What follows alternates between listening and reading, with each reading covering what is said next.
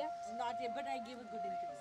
Oh, you gave a good interview? Good girl. I'm getting my energy back because I know I have to raise my vibration, and when I am confident, the world It is will show confident. you. Yeah, It will, then I'll get it. yeah. It was me who had to bring myself up. Right, right. It That is always all is. to it. People Yeah. catch it.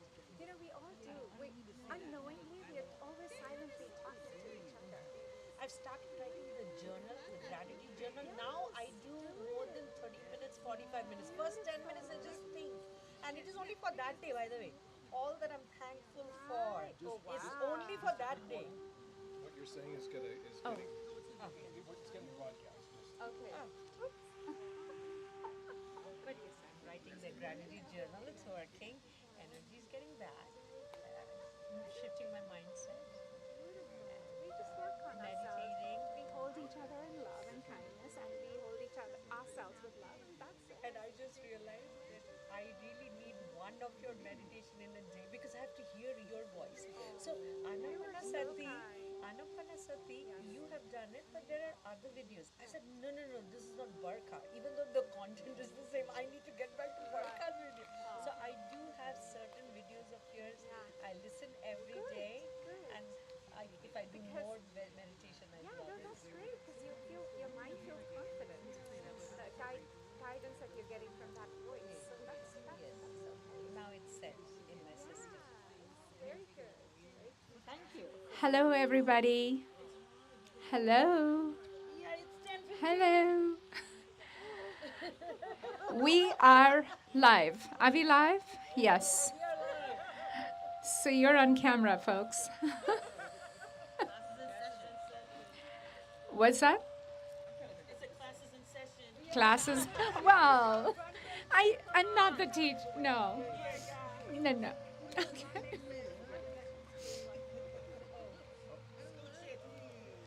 Scooch it. You don't have to scooch it. No.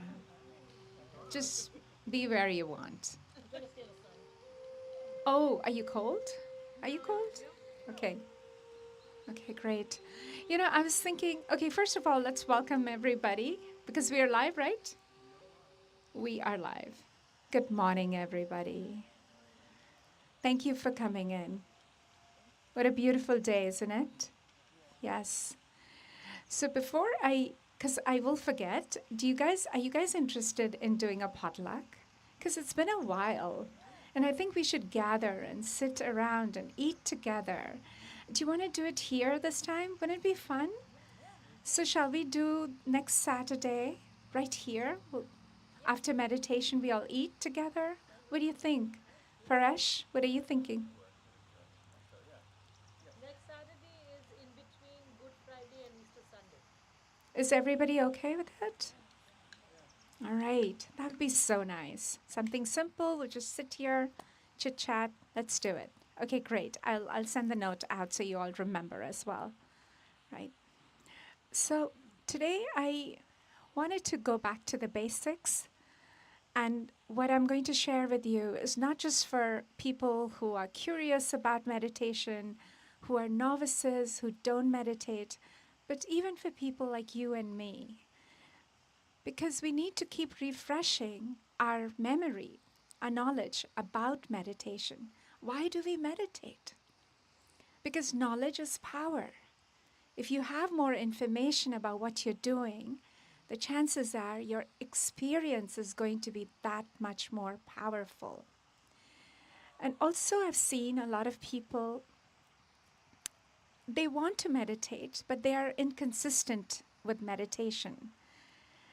And usually the inconsistency about everything that we do, we know, working out or going for a walk is good for us. Eating clean is good for us, but so many of us, we still don't do it. We'll do it sometimes, we won't do it. So the reason for inconsistency, they say, is when you don't have complete data about something, the chances are the brain is going to say, this doesn't have much value right now. Just because the brain doesn't understand it fully, it's going to file it in that folder. Not worth your time right now. Well, let's pick it up later. And that later could be for meditation when I retire, when I go for a retreat, I'm going to get serious about it. But right now, I just don't have the time.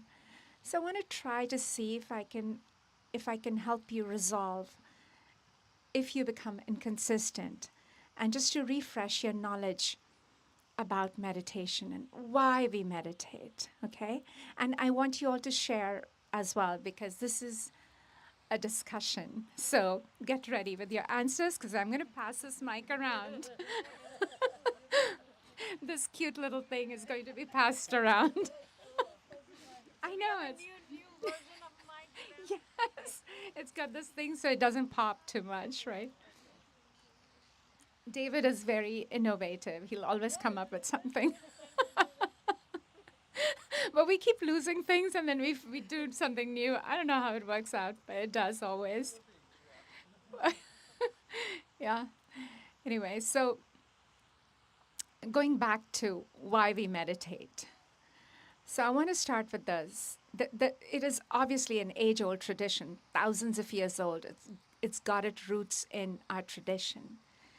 But now, even science, there is a lot of science behind meditation as well. There's so much research done on why we should meditate. So I want to touch a little bit on the science as well. Okay, so let's start with our physiology first, our body. And I know this all might just be a refresher for most of you because I can see it's the old gang here. So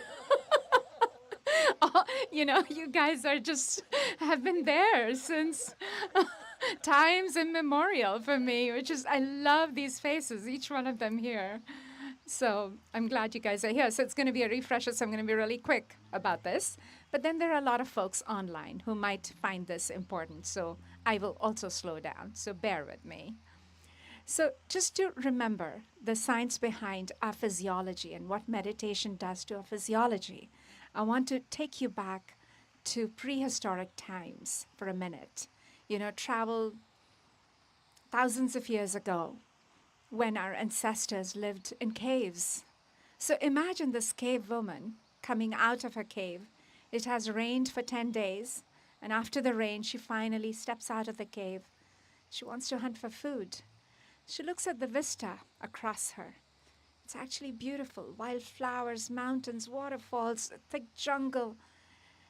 But she doesn't see the view.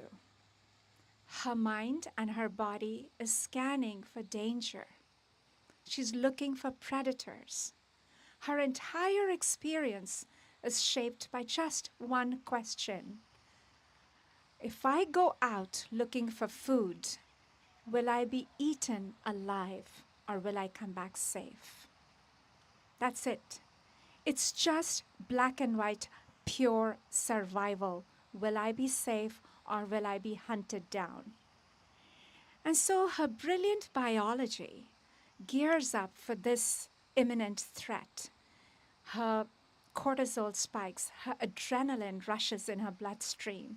She's coiled and braced for either for attack or to flee, whatever the case may be. At this time, she's not thinking about love or connection or what a beautiful view, none of that. The only emotion she can feel is fear or anger, aggression, because those two emotions are going to help her survive. She's not going to feel love for anybody or anything. And so that's her state of affairs, right? That is really typical. That's how our autonomic nervous system works. That's a stress response. That's a typical stress response for imminent danger. Now let's fast forward this to modern times. Okay? A traffic jam, an email from your boss, a difficult conversation with your partner. Your nervous system thinks of it as those back in the prehistoric times as danger, as a predator chasing you. It doesn't quite know the difference. This is your mammalian brain. This is your ancient survival brain. This is your amygdala. It doesn't know the difference between prehistoric times and the modern times. You know it's a traffic jam.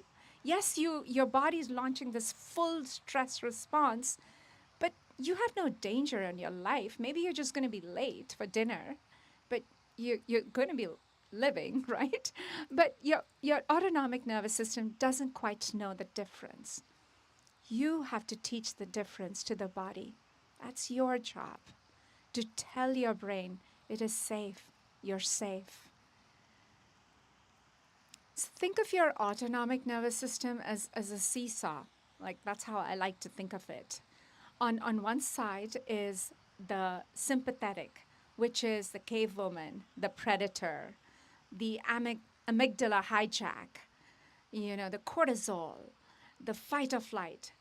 And on the other side is the parasympathetic, which is restorative, relax, more open, spacious, content, connected, more loving. So that is it's like a seesaw. Because of these modern times, most of us are permanently tilted on this side of the seesaw, which is the sympathetic, which is the fight or flight, the survival mode, the ancient survival brain constantly coming up, getting triggered. And the sad part is we think it's being productive. Being busy is being productive. We wear it like a badge. We wear it like a badge. Oh, I'm just busy. I just don't have the time. I can't get to, meditating or working out because I'm busy. We wear it like a badge of honor. I don't understand that when people say that. Why don't you find time? This is literally your life, your body. And science has found that 95% of the diseases, the significant underlying factor of those diseases is stress. 95%. Look up the statistic. This is where meditation comes in. It teaches your body and your autonomic nervous system to regulate itself, to feel safe. It restores your body back to its center, to its balance. And that is enormous. And they've done a lot of clinical trials about it, but I can share with you one. There's this Dr. Richard Davidson. He's a neuroscientist, but he's been doing research on meditation and its impact on our biology for the last 50 years, I think. And this study came out a few years back, but the study there was a controlled group of people who had never meditated or didn't have a mindfulness practice. And their blood was drawn for some very important biomarkers before the meditation practice was given to them. And one of those markers is an inflammatory marker. I think it's IL-6. And that marker is significant because if it is elevated, it shows that there is a lot of inflammation in your body somewhere. And that inflammation is directly caused by stress. And that inflammation, of course, gives rise to a lot of diseases as well, especially autoimmune diseases. And so the blood was drawn for this randomized, trial done. And then they were taught this meditation practice, and they had to stay consistent with the practice. And then the blood was drawn after. And this IL-6 inflammatory marker, it reduced significantly, significant enough to notice the difference, because nothing else changed in their life, but just this mindfulness practice was introduced. And there are so many researches that have been done about this, but I just gave you this one. So that is just level 1 when you meditate. You're changing your physiology. You may not be aware of it, but you're actually working on your nervous system. You're teaching your body to know what safety looks like. That every difficult situation is not a threat. You don't need to blow up. You don't need to have a full-on stress response. You don't need to react in a way that is not worthy of you. So it teaches your body to regulate, your mind to calm down. So that's just level 1. But I want to go deeper. The other level, when you meditate, and all of this happens in parallel. It's not like level 1 after 2 years and level 2. It's all happening together in sync, really. Level 2 is just so fascinating to me because, you learn to observe your mind. You learn to observe your thoughts. You learn to notice your patterns, your emotional reactivity, what your triggers are, what your patterns are. And that's a very interesting skill. And scientists call it meta-awareness. It is a trainable skill, and it could, thousands of hours of psychotherapy, you could learn it, or you could just learn it simply through meditation. But this is a powerful skill to learn because it also makes you a better human. If you're more self-aware of how you think, how you react, how you behave, and what are the thoughts that are just circling your mind, the chaos of your mind, you also become a better human. Look, we all are programmed beings. We're deeply programmed, all of us. Let's not be, let's not think we're not, because we are, by a society, by a culture, by a race, by parents, teachers. We're even programmed because of our experiences in life. Whatever experiences we had, we got programmed because of that too. And social media, don't even get me started on that. I mean, today, you are just an algorithm to social media. You are going to see on your newsfeed only the things that you believe in. It's a confirmation bias. And you're only going to see what you believe in. And so it's going to keep showing you that. And then people say, oh, I don't feel connected with people. Oh, I feel people are so polarized. Because you're not out in the real world. You're only seeing what you want to believe in. So you're very disconnected. You're deeply programmed, my friend. And AI, oh gosh, that, that is so sycophantic, so sycophantic. It is actually helping you build the cult of one. I call it the cult of one, cult of Barkha. Go on ChatGPT. It's going to say, oh, yes, my dear, you are right. Anything that I say. Even when I ask ChatGPT to challenge me, it doesn't quite do that. So really, we like it or not, we're all deeply programmed. So do you want to live in a program where a program is running the show or your amygdala is running the show? Or you really want to be who you are? You know, what you like, what you don't like? I had this lady come in to me for coaching help, and she had a lot of anxiety um, for work related, right? And she couldn't quite put the finger on why she had the anxiety, because the work seemed fine. Her colleagues were kind enough. It was a good company. And yet every time she would wake up and she would feel that same dread. And so when we worked together, she found out through her meditation, the anxiety it was an emotion that was giving her information about herself, which is she was not really fit for that job. That domain was not really her skill set. She was working twice as hard to prove herself in a place which wasn't really cut out for her. And that's why she had the anxiety. So, you know what, it's a simple example enough, but only when you go inward, you're going to figure out, are you doing something because that is the expectation from you? Are you really good at what you do? Or, whatever it is. That clarity will come only when you learn how to observe your mind, your patterns, your stories. And scientists call it a very important skill. It's called meta-awareness. So every time you return to your breath, you are training your nervous system and your mind to be in a way that makes you a better version of who you are, a better human, a better colleague, a better partner, right? And this is called flourishing. In science, they call it flourishing. There is a sense of flourishing in that human who meditates consistently, because there is a sense of well-being, a sense of hope that everything will work out.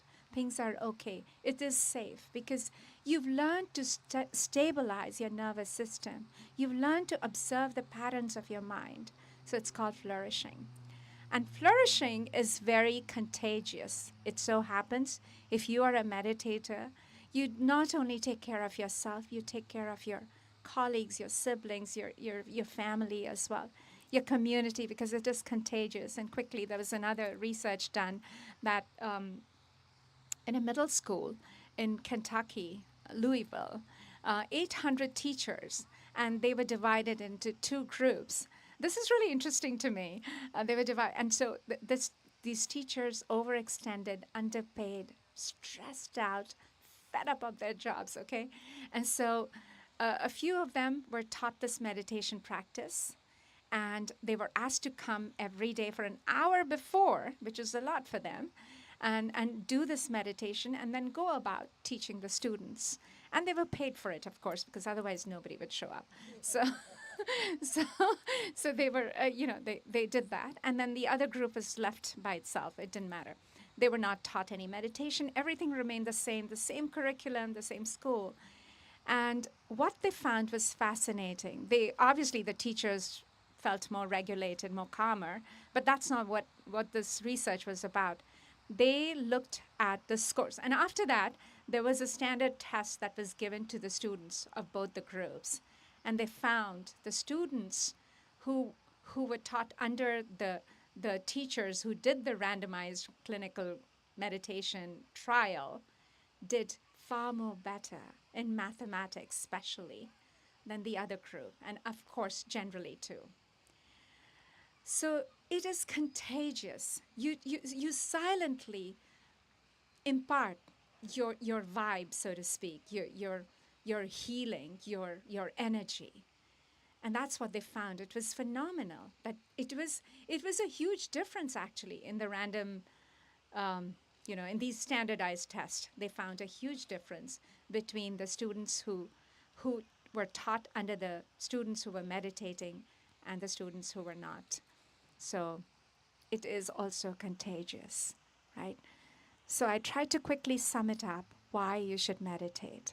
And so meditation is not those epic sessions. It's not about those epic sessions that you have, oh, something really moved inside me. But it is about your regular, more routine, very boring sessions even. Because every time your mind wanders and you return to your breath, you are teaching your nervous system how to regulate itself.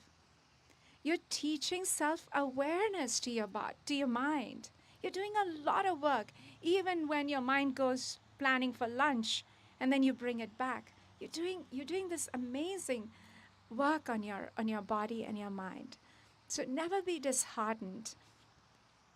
Never feel like, oh, nothing is happening. There's a lot happening, and there's enough science to prove it. And go read up on it. Whatever you need to tell your mind to stay consistent with this practice. There's a reason you guys came here and learned meditation, right? Don't give it up. Don't let anybody ever let you give this up. So anytime you feel like it's fading away, go refresh your memory about why you started this in the first place. Does that help? Last but not the least, it does open a little doorway, which you start to touch that deeper element in you, a deeper dimension within you, which is not your mind or your body or your stories or your labels, this God element in you. You start to touch that. And they call it in different ways. They call it the spirit. And in Sanskrit, they call it the Atman. God, call it what you will. You get deeply in touch with that divine element, that divine spark within you. And that is beautiful too. So meditation gives you anything that you want. And it's a lot of heavy lifting, but it does a good job. Your body, yes. Mind, yes. Your spirituality, yes. Does that make sense? Good. So now you guys share how meditation has changed some aspects of your life. Or, give a general comment if you don't want to talk something personally. I'll start with you. Thank you, Barkha, for the beautiful topic introduction. Yes, I've been meditating under your guidance for the past 2 years now, and I make it a point that I meditate daily, and I make it a point that I meditate around an hour, sometimes more than that. Um, it has helped me tremendously because I feel the value of being in a Zen state. So initially, when I meditated 10 minutes, 15 minutes, I was meditating, life is good. But then when life is not good, I did not know how to pull back into the inner calm. But that happened with time when I, time and again, when I meditated when nothing was going wrong in my life. And that got me prepared when something was getting prepared for the primal action to trigger, and don't trigger them because go with the powerful responses. And so the data that we have to create is find the value of the Zen state. That what is the value add of the Zen state when we are in? How do we feel? And capture that. That is the data, and that is why it'll give us the reason to meditate. That is why we meditate because it keeps us in the Zen state, and that's the value add. Thank I also started meditation about 2 years ago. Actually, it was June of 24. And the first thing, well, not the first thing, but what I've realized, it's not a fix it.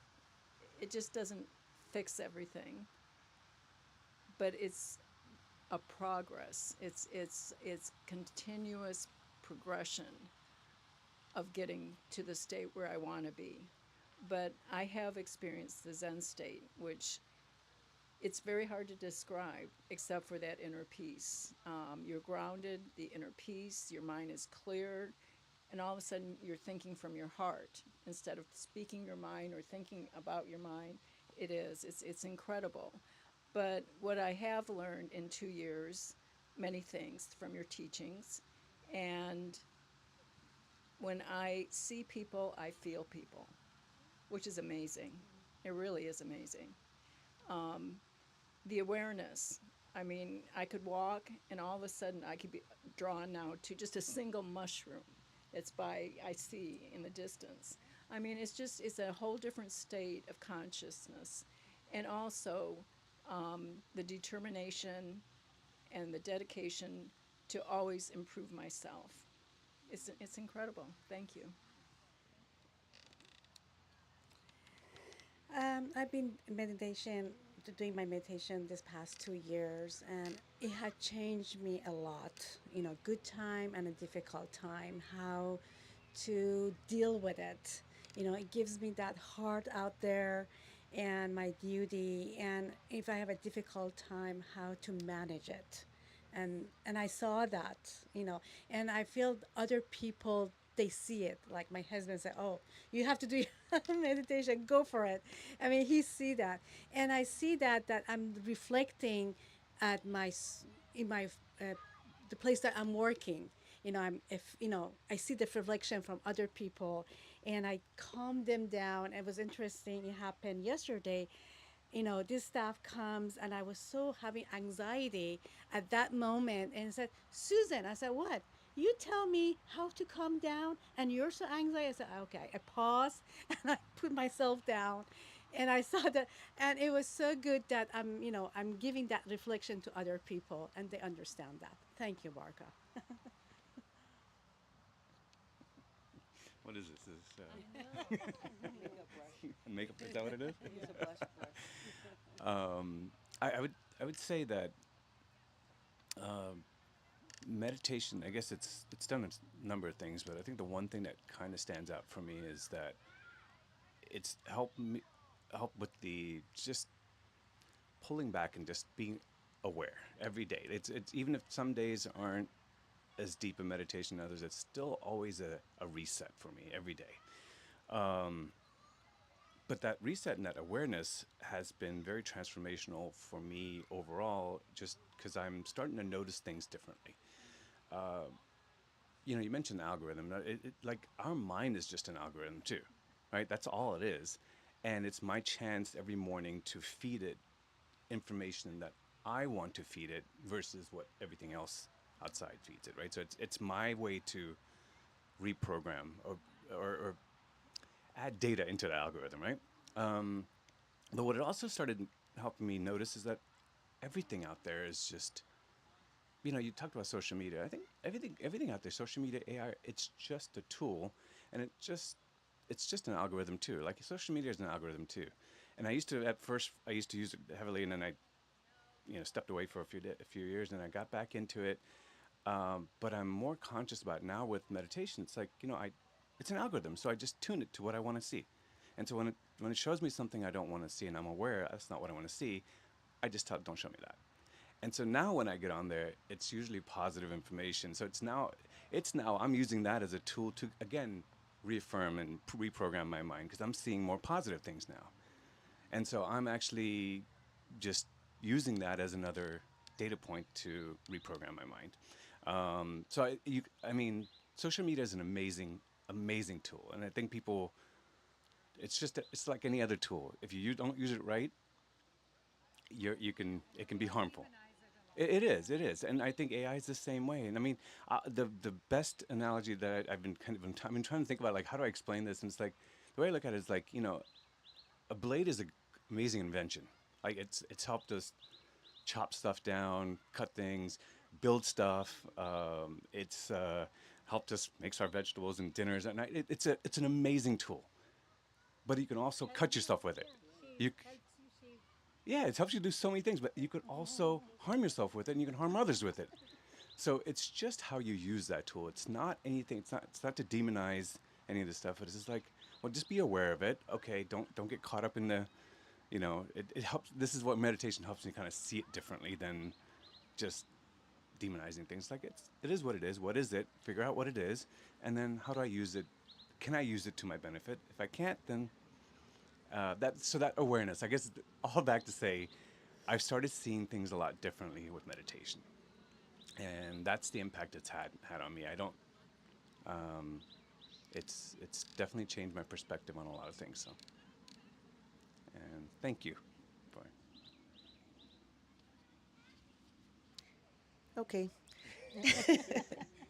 As everybody was talking, I was kind of thinking, a little bit on what I wanted to share. And basically, for me, self regulation, being able to take a step back and observe, almost like, when something happens, instead of being reactive and thinking only about how I feel about it, I'm able to look at the other person, maybe that I'm interacting with, or the situation, and try to figure out what is compelling them to behave the way that they behave, or why is this being received like that by myself. So just being able to not take things so personally or go down like a rabbit hole of like offense. I'm offended. Now I take a moment. I try to figure out what is compelling this person or this situation to present itself like that, and then what role am I playing and how it's all kind of playing out in front of me. So just being able to regulate a little bit better, remaining calm, diffusing situations, and then pausing before I react.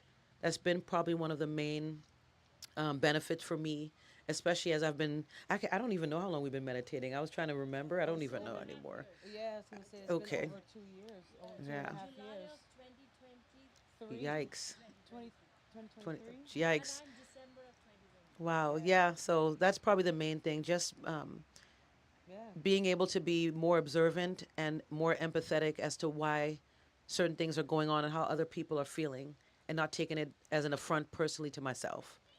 So that's what I wanted to share. Hello, everyone.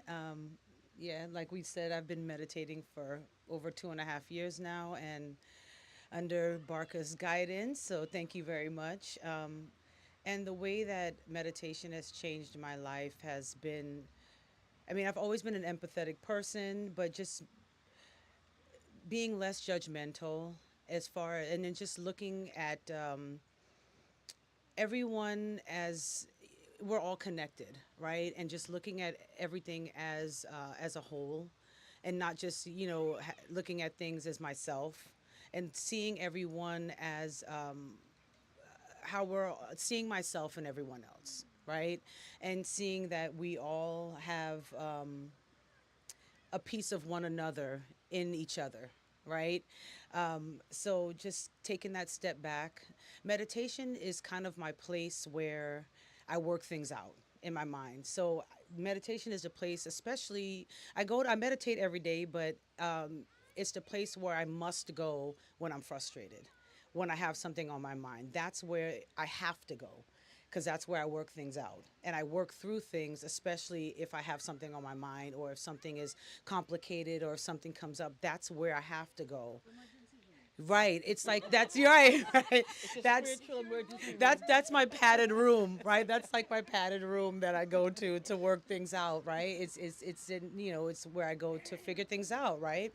So that's where I kind of have to go is in meditation, but that's kind of where I have figured out where to take that step back and I work through things. But it also makes me realize how the universe hears us when you're there. You ask for things and you think of things and you go back into the world and you see what you've talked about or you've thought about in the meditation and you see it out there in the world and you're like, oh snap, like it's actually listening.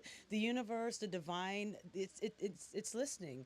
So it motivates you to keep going, and you do understand that it's bigger than you, right? It's bigger than you. So meditation is something that you do, for your inner work, and you go in there, but you also it makes me understand that it's not just about me, right? The meditation, it's bigger than me.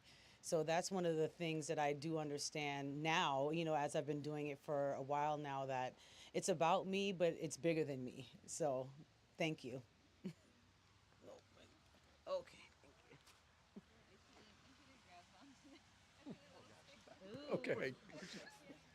So I don't have something to say exactly, but I was actually more curious about your thoughts about what do you think the mechanisms were that what was it about the meditation for the teachers in Louisville, Kentucky? Well, yeah, I mean but I mean what yeah, it was mindful meditation, but what was it about doing the mindful meditation? What attributes what was it that you think made that change? I think they. All right. Good question. Fair enough. Well, well, like I just said, right? They learned how to regulate the nervous system, that 1 month of practice.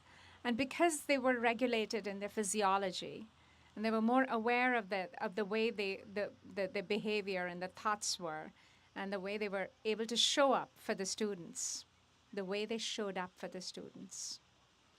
They silently imparted to them what they experienced in their meditation. And therefore, the students did much better in the standardized test. That's that's it. Okay. Melissa, you can speak now. Your throat. Okay. All right. So guys, ready for a meditation?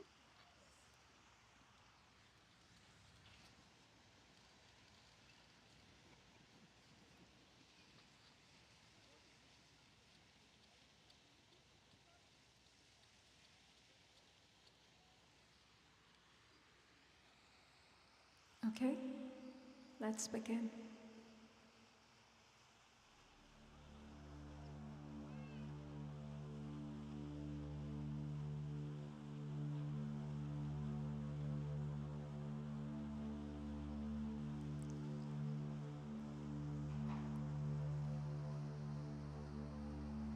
Keeping your body straight,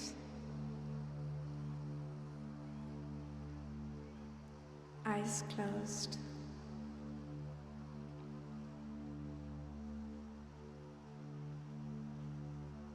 Take a breath.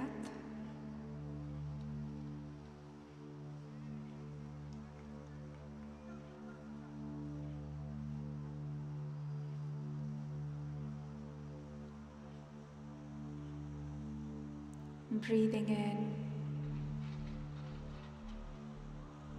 breathing out.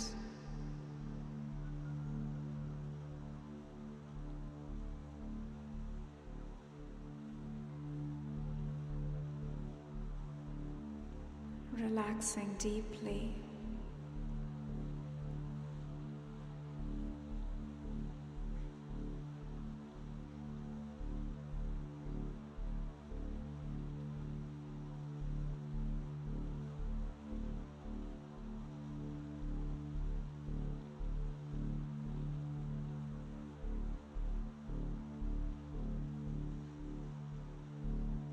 Alert.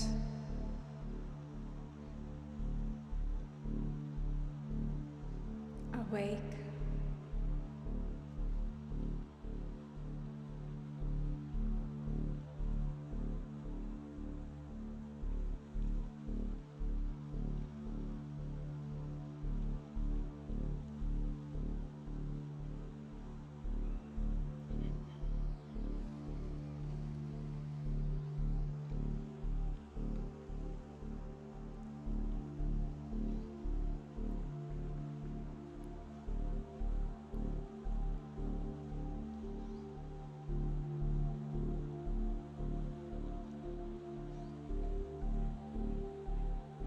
Hearing all the sounds around you.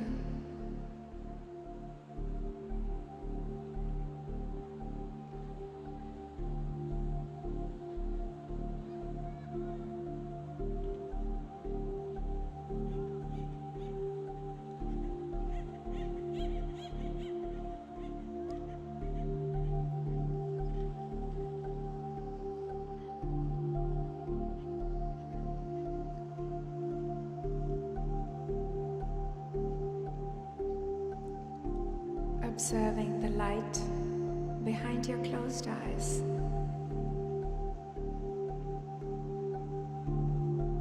The patterns that light makes.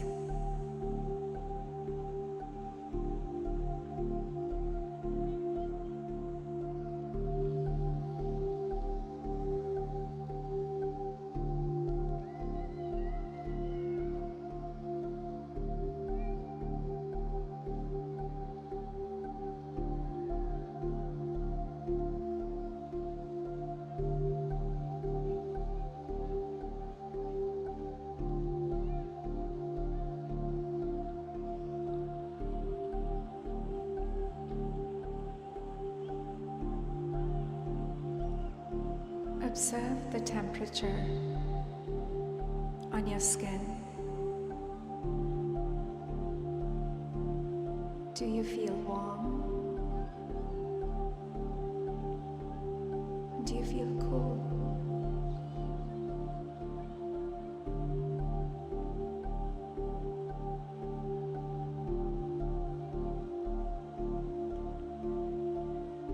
Stay here.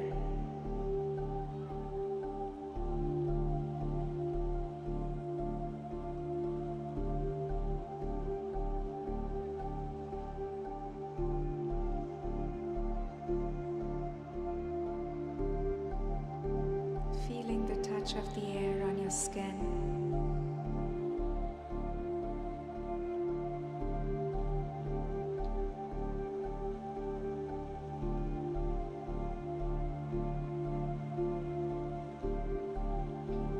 The touch of your clothes on your body.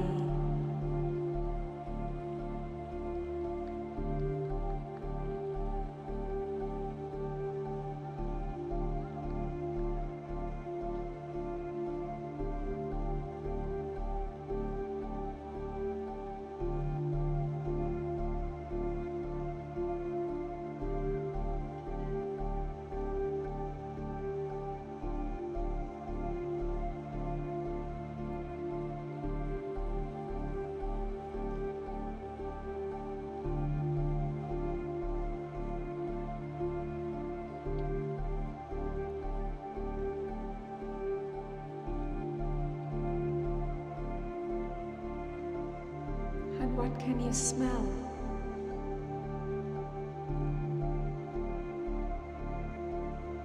In the air.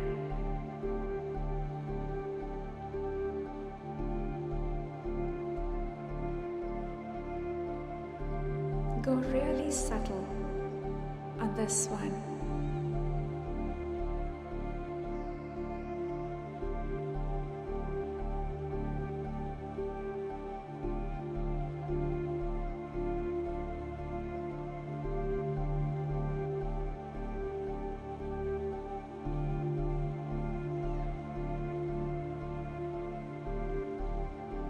Perhaps a taste in your mouth.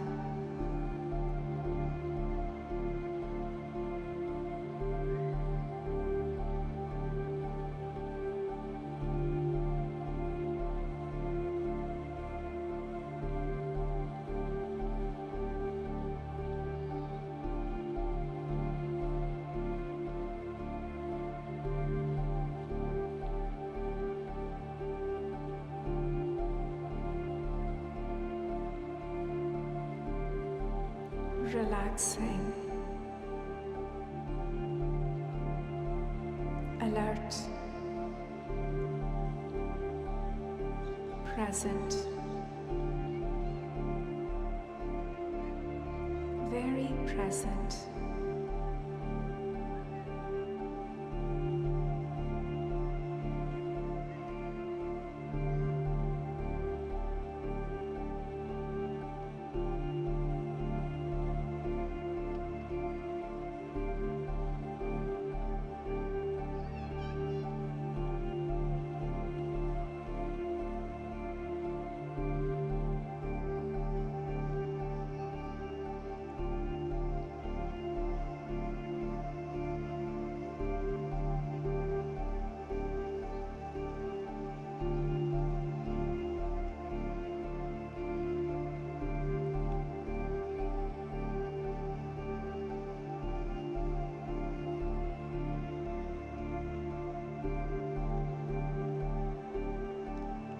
And now bring your attention to your breath.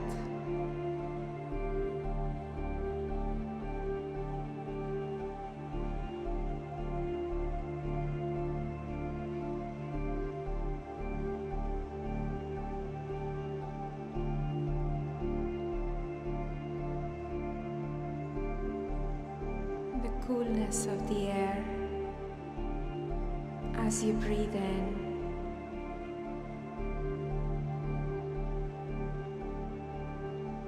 And the warmth as you breathe out.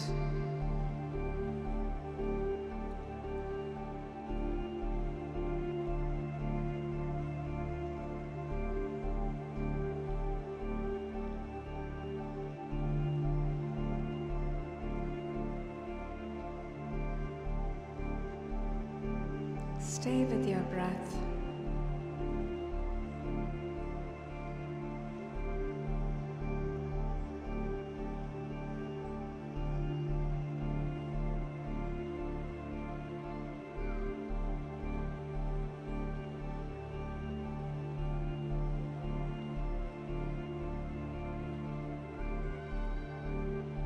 Observe your breath. Is it shallow or is it deep?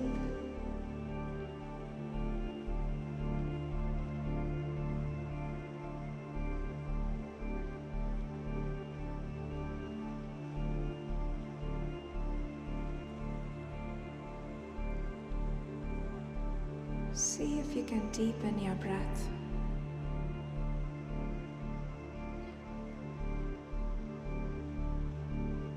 Teaching your nervous system safety.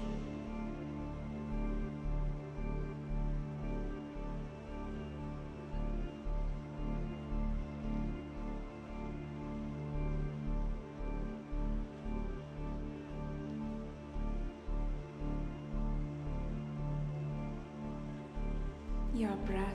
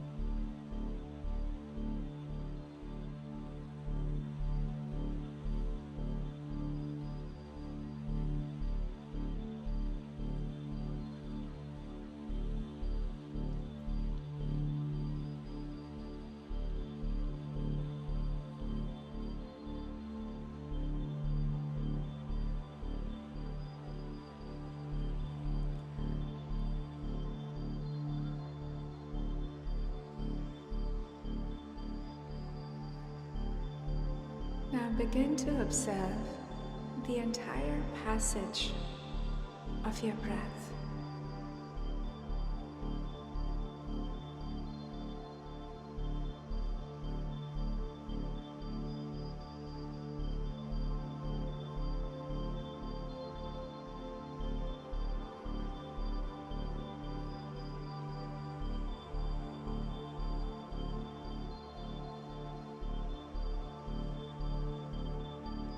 Through your nose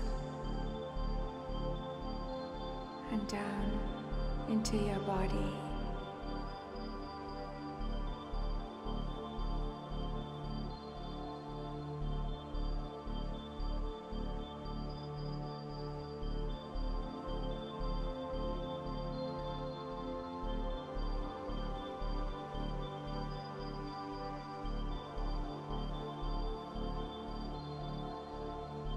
And out from the body, from your nose again. And begin to observe the entire cycle.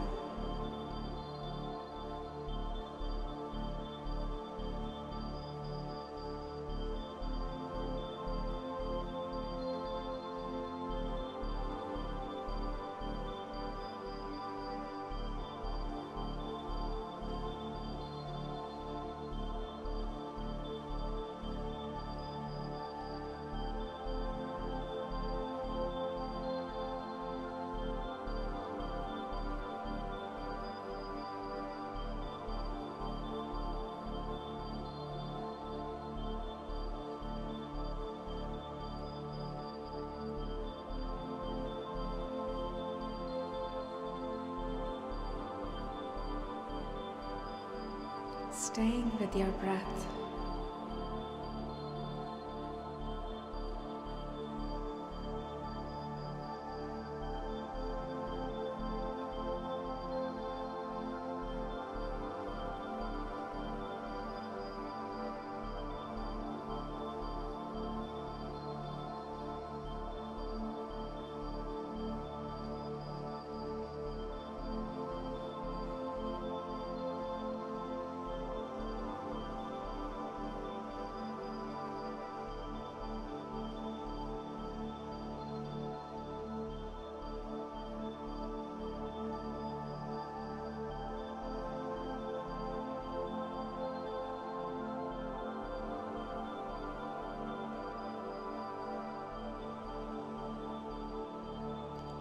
And now, go deeper still.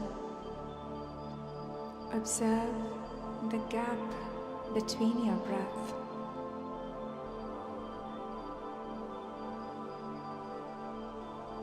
And stay there.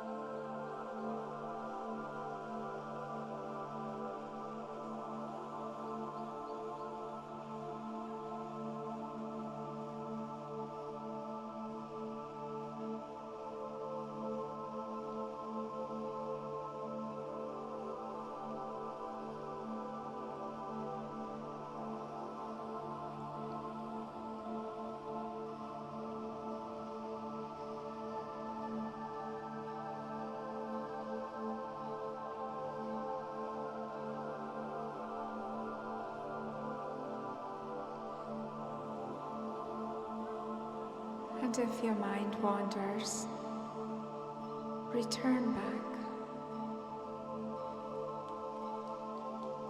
The returning is the practice.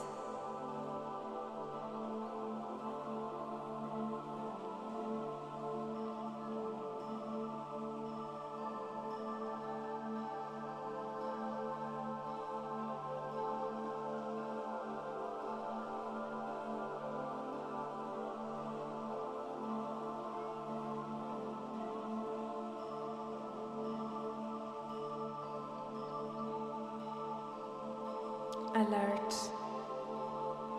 awake, centered.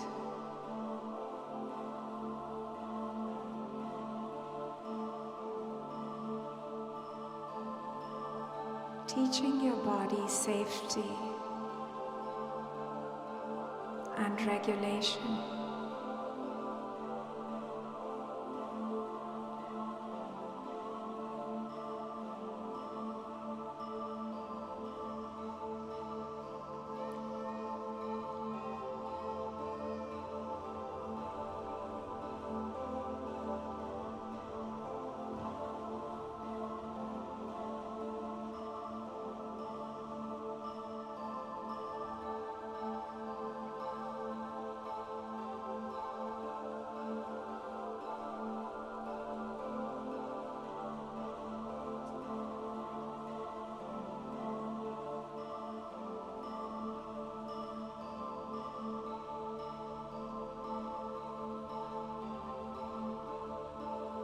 Stay here.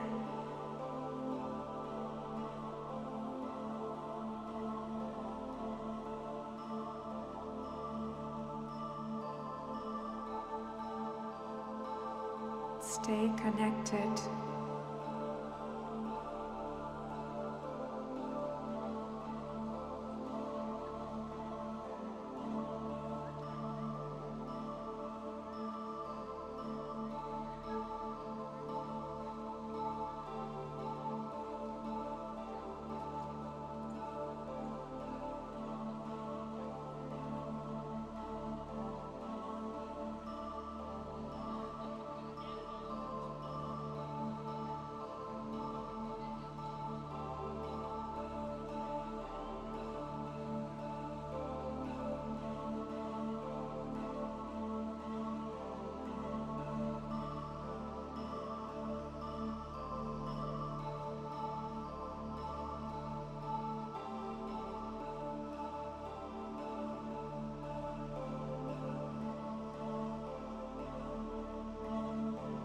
And now gently move your awareness to this present moment.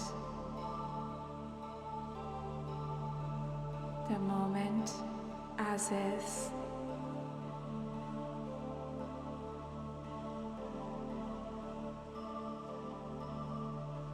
The sounds around you.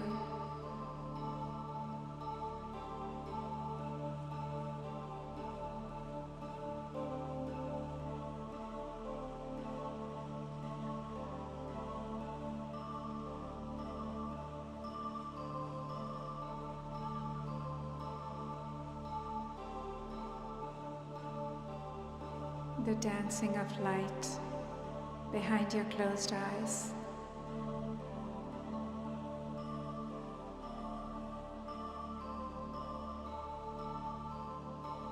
The fragrance in the air.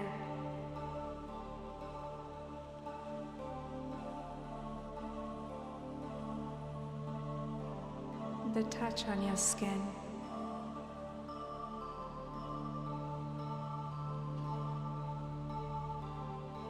Stay here.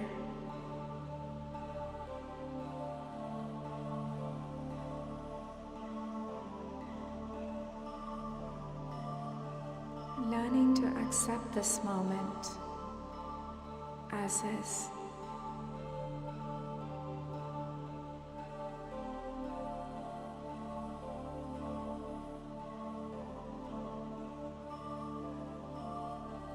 Gratitude for this moment as is.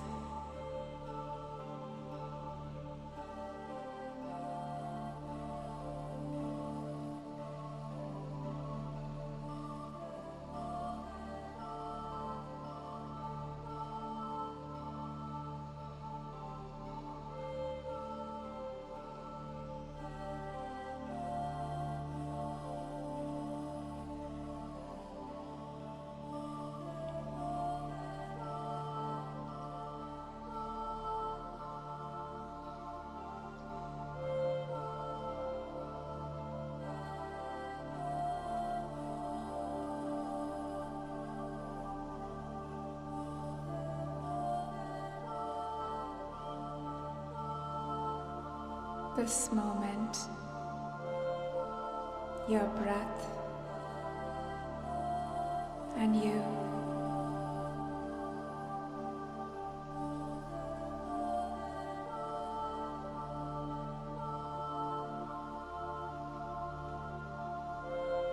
Go deeper.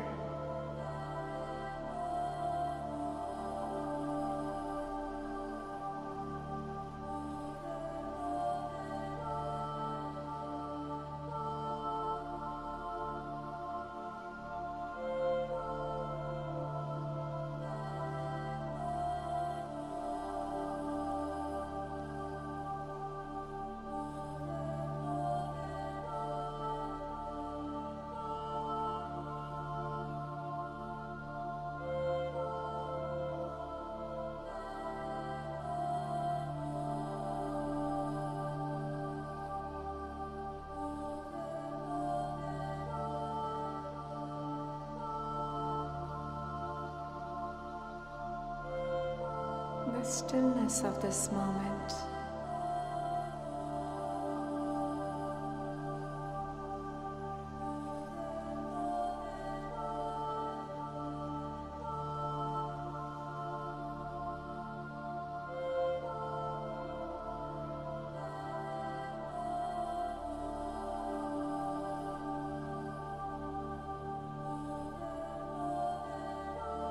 Stay here.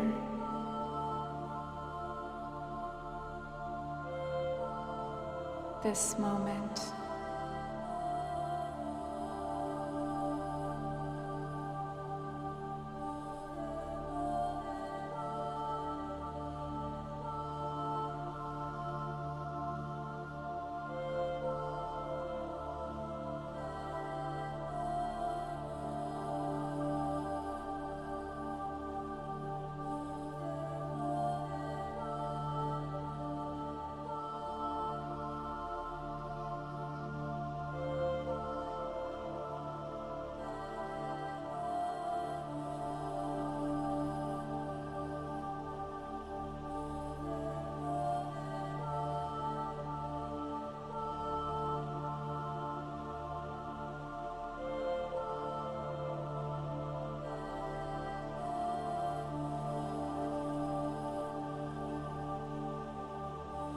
Stay connected,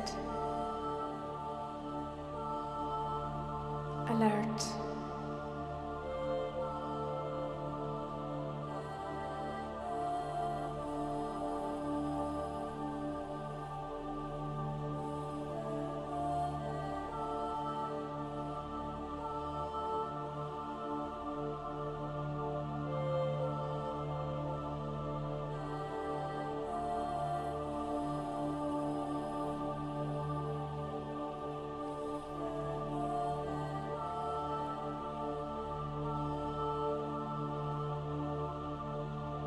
This moment,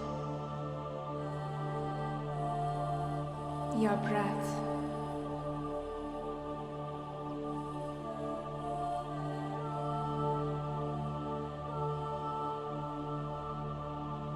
stay here.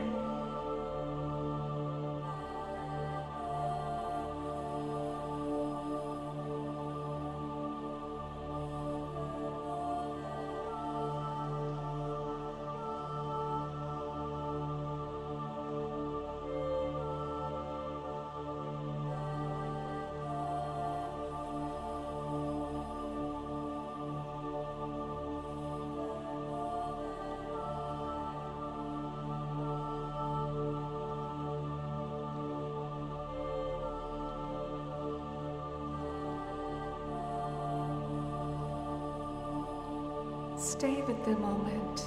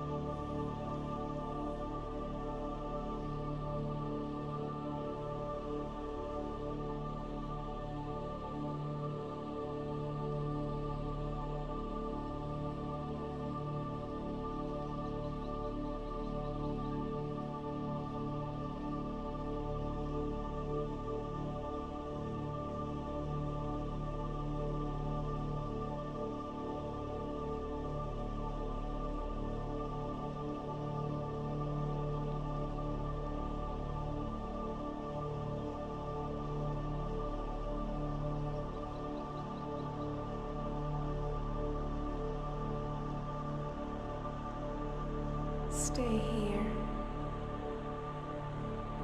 in this moment.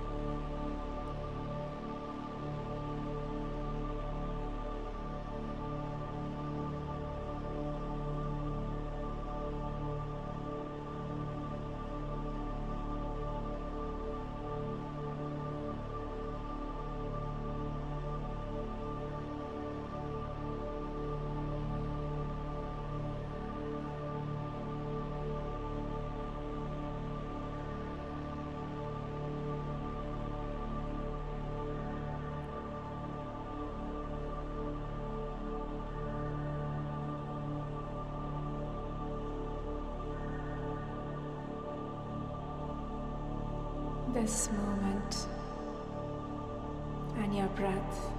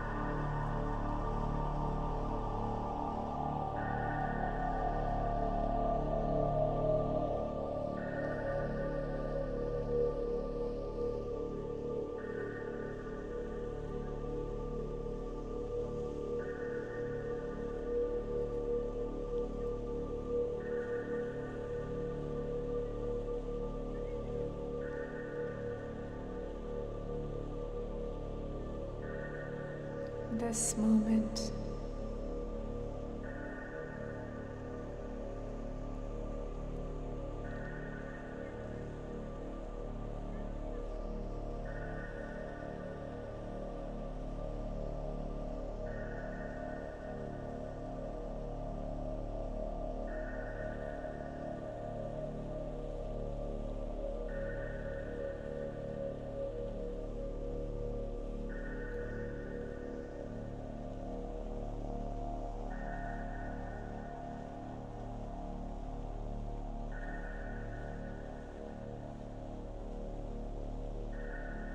coming back to your breath.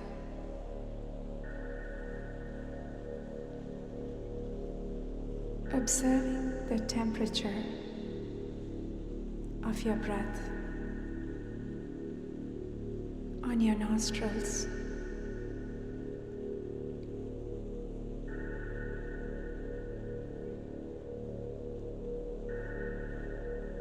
Alert, centered.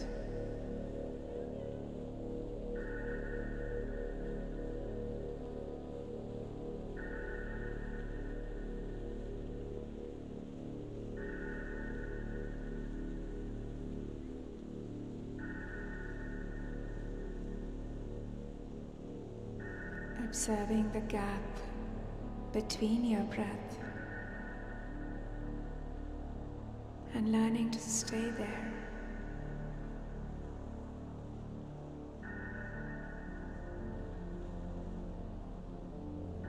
Relaxed, calm, restored.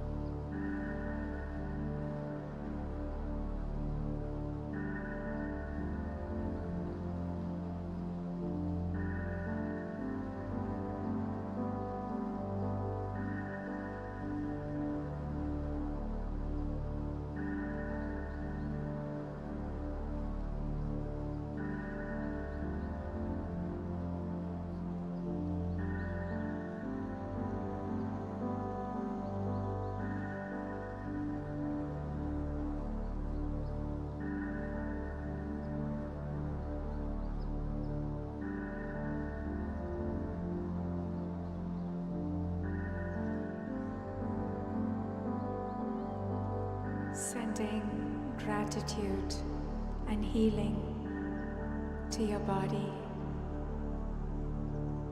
your life.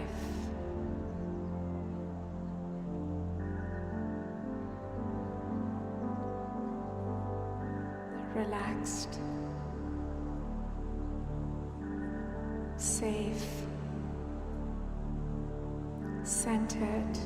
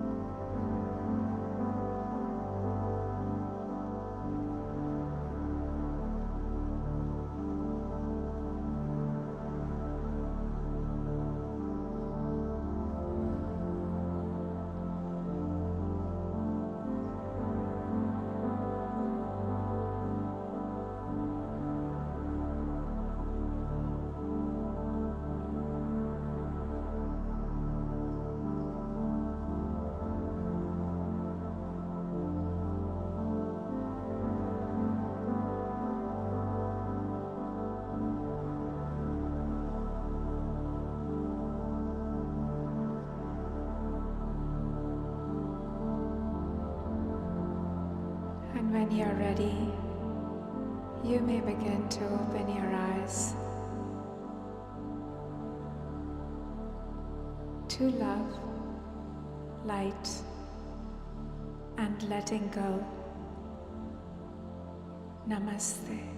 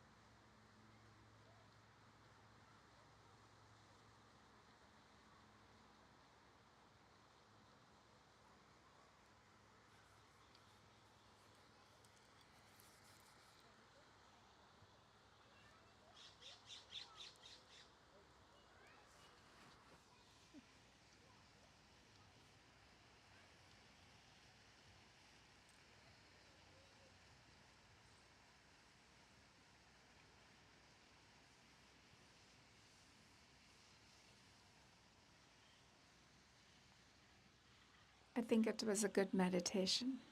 I can see that. So good. I'm glad we're back, if ever we went away.